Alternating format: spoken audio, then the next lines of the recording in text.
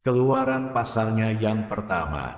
Inilah nama para anak Israel yang datang ke Mesir bersama-sama dengan Yakub. Mereka datang dengan keluarganya masing-masing. Ruben, Simeon, Lewi dan Yehuda, Isakar, Zebulon dan Benyamin, dan serta Naftali, Gad dan Asyer. Seluruh keturunan yang diperoleh Yakub berjumlah 70 jiwa. Tetapi Yusuf telah ada di Mesir. Kemudian matilah Yusuf, serta semua saudara-saudaranya, dan semua orang yang seangkatan dengan dia.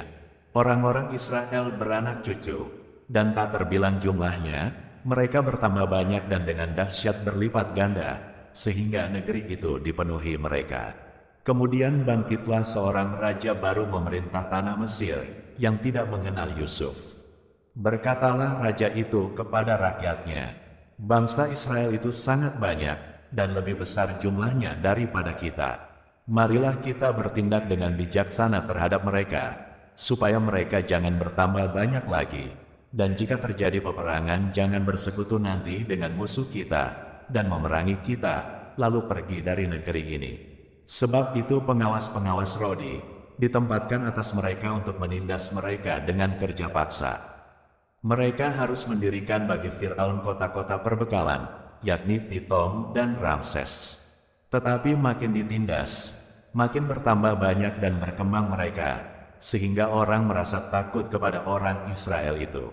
Lalu dengan kejam orang Mesir memaksa orang Israel bekerja, dan memahitkan hidup mereka dengan pekerjaan yang berat, yaitu mengerjakan tanah liat dan batu bata, dan berbagai-bagai pekerjaan di padang, ya, segala pekerjaan yang dengan kejam dipaksakan orang Mesir kepada mereka itu.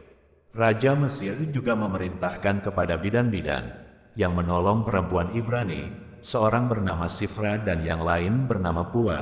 Katanya, "Apabila kamu menolong perempuan Ibrani pada waktu bersalin, kamu harus memperhatikan waktu anak itu lahir. Jika anak laki-laki, kamu harus membunuhnya, tetapi jika anak perempuan, bolehlah ia hidup." Tetapi bidan-bidan itu takut akan Allah, dan tidak melakukan seperti yang dikatakan Raja Mesir kepada mereka, dan membiarkan bayi-bayi itu hidup. Lalu Raja Mesir memanggil bidan-bidan itu dan bertanya kepada mereka, "Mengapakah kamu berbuat demikian membiarkan hidup bayi-bayi itu?" Jawab bidan-bidan itu kepada Fir'aun, "Sebab perempuan Ibrani tidak sama dengan perempuan Mesir, melainkan mereka kuat, sebelum bidan datang, mereka telah bersalin." Maka Allah berbuat baik kepada bidan-bidan itu, bertambah banyaklah bangsa itu dan sangat berlipat ganda. Dan karena bidan-bidan itu takut akan Allah, maka ia membuat mereka berumah tangga. Lalu Fir'aun memberi perintah kepada seluruh rakyatnya, "Lemparkanlah segala anak laki-laki yang lahir bagi orang Ibrani ke dalam sungai Nil, tetapi segala anak perempuan biarkanlah hidup." Keluaran pasalnya yang kedua. Seorang laki-laki dari keluarga Lewi kawin dengan seorang perempuan Lewi, lalu mengandunglah ia dan melahirkan seorang anak laki-laki. Ketika dilihatnya bahwa anak itu cantik, disembunyikannya 3 bulan lamanya. Tetapi ia tidak dapat menyembunyikannya lebih lama lagi. Sebab itu diambilnya sebuah peti pandan, dipakalnya dengan gala-gala dan diletakkannya bayi itu di dalamnya dan ditaruhnya peti itu di tengah-tengah teberau di tepi sungai Nil. Kakaknya perempuan berdiri di tempat yang agak jauh untuk melihat apakah yang akan terjadi dengan dia. Maka datanglah putri Fir'aun untuk mandi di sungai Nil, sedang dayang-dayangnya berjalan-jalan di tepi sungai Nil. Lalu terlihatlah olehnya peti yang di tengah-tengah teberau itu. Maka disuruhnya hambanya perempuan untuk mengambilnya. Ketika dibukanya, dilihatnya bayi itu, dan tampaklah anak itu menangis, sehingga belas kasihanlah ia kepadanya dan berkata, "Tentulah ini bayi orang Ibrani." Lalu bertanyalah kakak anak itu kepada putri Fir'aun, "Akan kupanggilkah bagi tuan putri seorang inang penyusu dari perempuan Ibrani untuk menyusukan bayi itu bagi tuan putri?" Sahut putri Fir'aun kepadanya, "Baiklah." Lalu pergilah gadis itu memanggil ibu bayi itu. Maka berkatalah putri Fir'aun kepada ibu itu, "Bawalah bayi ini dan susukanlah dia bagiku, maka aku akan memberi upah kepadamu." Kemudian perempuan itu mengambil bayi itu dan menyusuinya.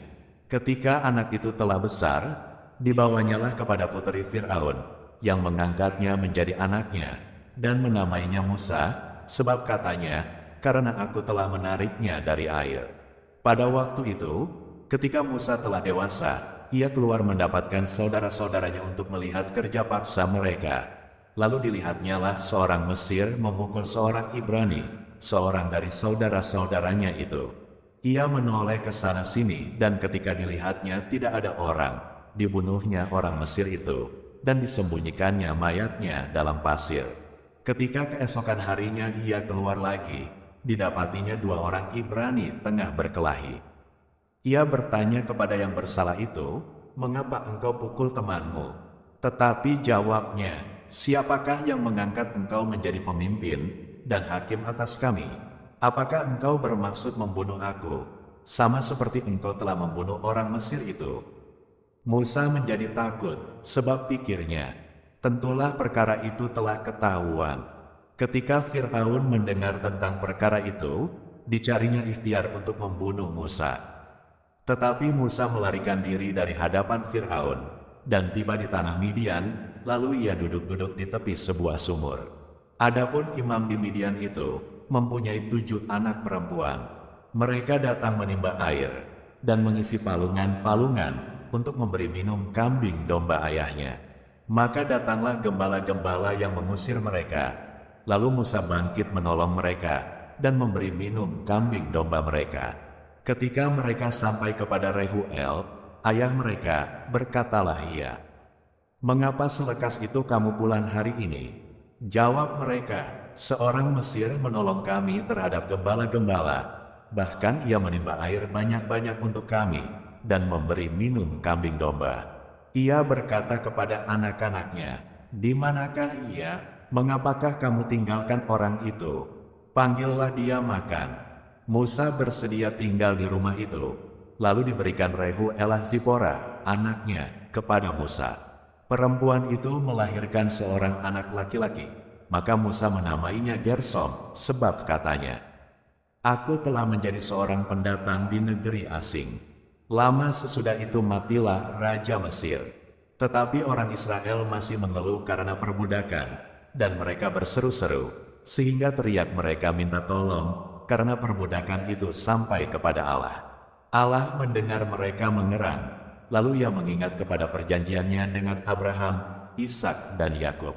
Maka Allah melihat orang Israel itu, dan Allah memperhatikan mereka. Keluaran pasalnya yang ketiga. Adapun Musa, ia biasa menggembalakan kambing domba Yitro, mertuanya, imam di Midian. Sekali, ketika ia menggiring kambing domba itu ke seberang padang gurun, sampailah ia ke gunung Allah, yakni Gunung Horeb. Lalu malaikat Tuhan menampakkan diri kepadanya di dalam nyala api yang keluar dari semak duri. Lalu ia melihat, dan tampaklah semak duri itu menyala, tetapi tidak dimakan api. Musa berkata, "Baiklah aku menyimpang ke sana untuk memeriksa penglihatan yang hebat itu. Mengapakah tidak terbakar semak duri itu?"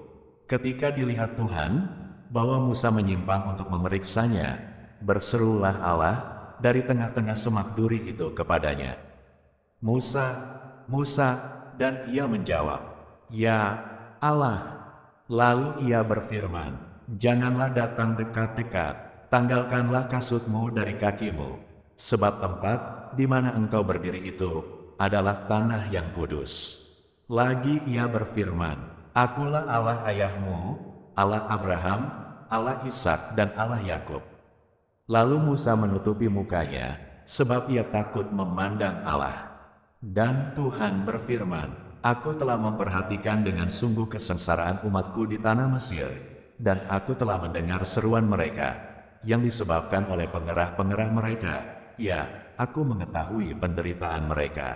Sebab itu aku telah turun untuk melepaskan mereka dari tangan orang Mesir, dan menuntun mereka keluar dari negeri itu ke suatu negeri yang baik dan luas, suatu negeri yang berlimpah-limpah susu dan madunya, ke tempat orang Kanaan, orang Het, orang Amori, orang Feris, orang Hewi, dan orang Yebus. Sekarang seruan orang Israel telah sampai kepadaku, juga telah kulihat betapa kerasnya orang Mesir menindas mereka. Jadi sekarang, pergilah, aku mengutus engkau kepada Fir'aun untuk membawa umatku, orang Israel, keluar dari Mesir.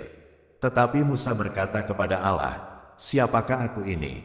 Maka aku yang akan menghadap Fir'aun dan membawa orang Israel keluar dari Mesir. Lalu firman-Nya, bukankah aku akan menyertai engkau? Inilah tanda bagimu, bahwa aku yang mengutus engkau. Apabila engkau telah membawa bangsa itu keluar dari Mesir, maka kamu akan beribadah kepada Allah di gunung ini. Lalu Musa berkata kepada Allah, tetapi apabila aku mendapatkan orang Israel dan berkata kepada mereka, Allah nenek moyangmu telah mengutus aku kepadamu, dan mereka bertanya kepadaku, bagaimana tentang namanya? Apakah yang harus kujawab kepada mereka?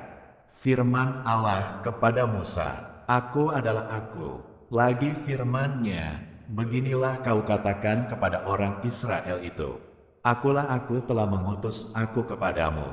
Selanjutnya berfirmanlah Allah kepada Musa, beginilah kau katakan kepada orang Israel, Tuhan, Allah nenek moyangmu, Allah Abraham, Allah Ishak dan Allah Yakub, telah mengutus aku kepadamu. Itulah namaku untuk selama-lamanya dan itulah sebutanku turun-temurun. Pergilah, kumpulkanlah para tua-tua Israel dan katakanlah kepada mereka, Tuhan, Allah nenek moyangmu, Allah Abraham, Ishak dan Yakub, telah menampakkan diri kepadaku, serta berfirman, aku sudah mengindahkan kamu, juga apa yang dilakukan kepadamu di Mesir. Jadi aku telah berfirman, aku akan menuntun kamu keluar dari kesengsaraan di Mesir menuju ke negeri orang Kanaan, orang Het, orang Amori, orang Feris, orang Hewi dan orang Yebus, ke suatu negeri yang berlimpah-limpah susu dan madunya. Dan bila mana mereka mendengarkan perkataanmu, maka engkau harus beserta para tua-tua Israel pergi kepada Raja Mesir, dan kamu harus berkata kepadanya, Tuhan, Allah orang Ibrani, telah menemui kami, oleh sebab itu, izinkanlah kiranya kami pergi ke padang gurun 3 hari perjalanan jauhnya untuk mempersembahkan korban kepada Tuhan, Allah kami. Tetapi aku tahu, bahwa Raja Mesir tidak akan membiarkan kamu pergi, kecuali dipaksa oleh tangan yang kuat. Tetapi aku akan mengacungkan tanganku dan memukul Mesir dengan segala perbuatan yang ajaib, yang akan kulakukan di tengah-tengahnya. Sesudah itu ia akan membiarkan kamu pergi. Dan aku akan membuat orang Mesir bermurah hati terhadap bangsa ini. Sehingga, apabila kamu pergi, kamu tidak pergi dengan tangan hampa. Tetapi tiap-tiap perempuan harus meminta dari tetangganya dan dari perempuan yang tinggal di rumahnya, barang-barang perak dan emas dan kain-kain, yang akan kamu kenakan kepada anak-anakmu lelaki dan perempuan.